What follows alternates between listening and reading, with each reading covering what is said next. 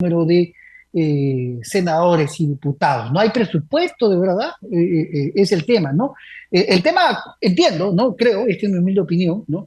Eh, Se trata de calidad legislativa y no de gasto, ¿no? El Congreso nos está saliendo muy caro a los peruanos, ¿no? Con tanto mucho sueldo, en fin. Pero esa es una opinión personal. Voy ahora a saludar de inmediato a nuestro siguiente invitado del programa, al señor presidente de ASPEC, ¿no? Cristólogo Cáceres, que ya lo tenemos ahí precisamente enlazado. ¿Cómo está? Muy buenas tardes, estimado señor Cáceres. Bienvenido a la multiplataforma de Sol TV. Le saluda Joel Quesada. ¿Cómo está? Buenas tardes. Buenas tardes, Joel, un gusto estar en tu programa. Éxitos. Muchísimas gracias. Bueno, ¿qué piensa usted de esta propuesta del Congreso, no? Ahí escuchamos al parlamentario Arturo Alegría, están decidiendo en el Parlamento aumentar el número ¿Esto le hace bien a los usuarios, a los electores?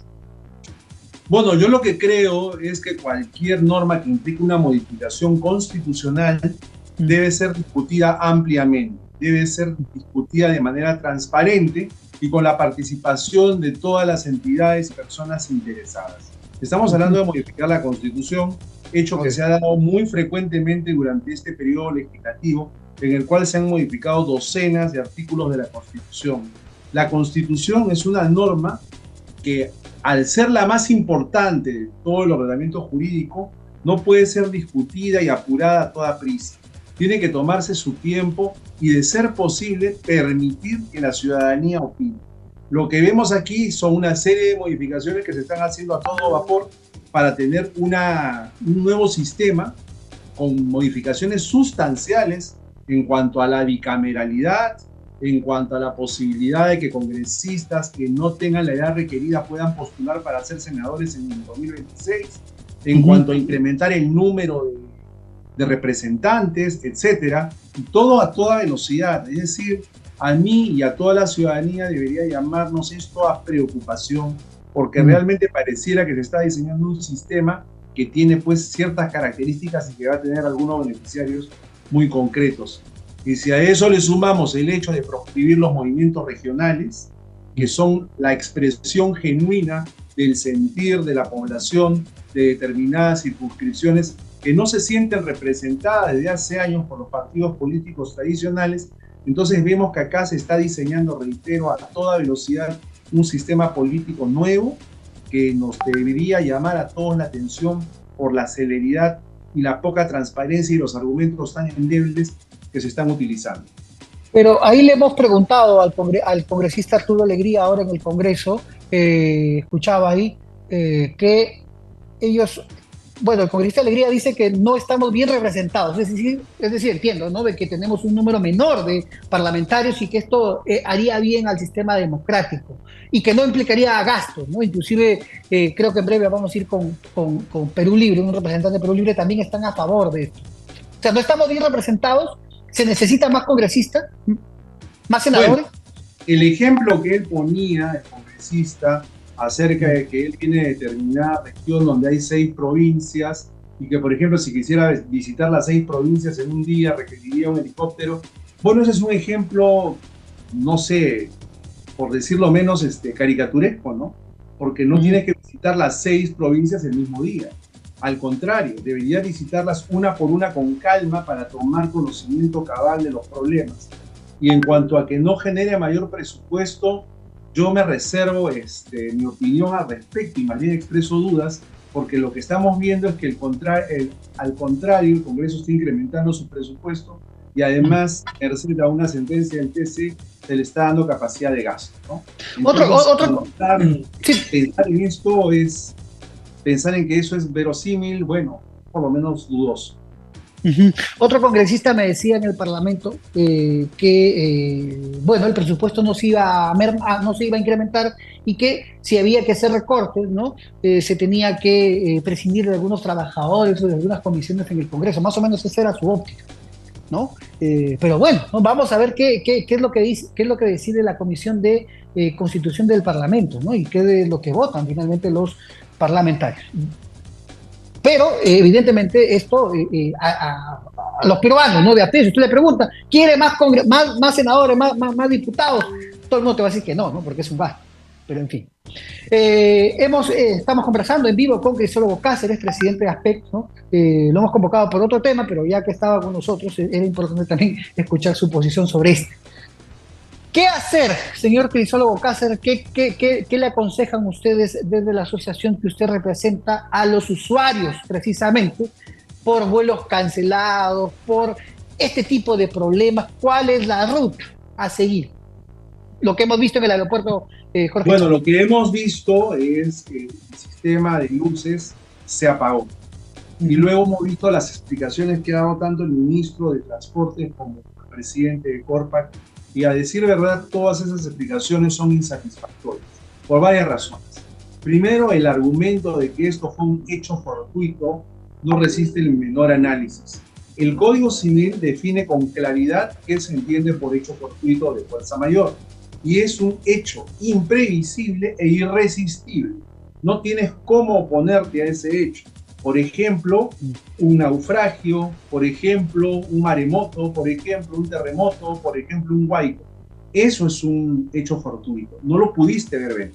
Pero cuando tú dejas sin mantenimiento una pista durante 14 años consecutivos, eso ya no es un hecho fortuito, sino que lo que va a ocurrir es que esa pista va a deteriorarse por la gran cantidad de tráfico que pasa por encima, aviones de gran tonelaje que están los 365 días del año circulando, y obviamente no solo el asfalto se va a resentir, sino todo lo que hay debajo, en este caso el cableado para las luces. Entonces el presidente de Corpac nos sorprende con esto, y luego cuando está en la reunión para la que fue convocado, uno de sus asesores explica de que este es un tema poco frecuente pero que se da.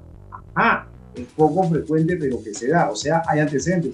Y él mismo citó antecedentes, por lo menos un par en Estados Unidos, en el aeropuerto de Nueva York, y en otro que no recuerdo. Entonces, el tema de que esto es un caso fortuito, el menor análisis. Esto no es un caso fortuito por ningún lado. Esto es una negligencia. Este es un tema, por decirlo menos, vinculado a negligencia, a falta de previsión, a improvisación. Podemos utilizar el adjetivo que se quiera, pero hecho fortuito no es. De acuerdo. ¿Y qué acciones podrían tomar, no? Y esto tiene que haber responsables, ¿no? Digo yo. Pero claro, claro. Lo que pasa es que Corpac es el reflejo de cómo están la mayoría de instituciones de la administración pública en la actualidad. Lo que ocurre es que Corpac ha saltado a las noticias debido a hechos que todos ellos tienen connotaciones negativas.